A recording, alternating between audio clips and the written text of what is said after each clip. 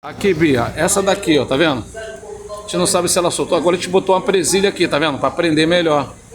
Pra ver se o ar-condicionado vai funcionar. Essa tomada aqui, ela vai direto pra cá, ó. Onde funciona essas duas ventoinhas aqui, ó, tá vendo? A de cá e a de cá. Por isso talvez teu carro esteja fervendo e vazando água, entendeu? A gente tá esperando só esfriar pra poder botar água. Pra gente fazer o teste, entendeu? Isso aqui é responsável pelo ar-condicionado também. Se não tiver conectada, vai dar problema lá no ar-condicionado, não vai funcionar.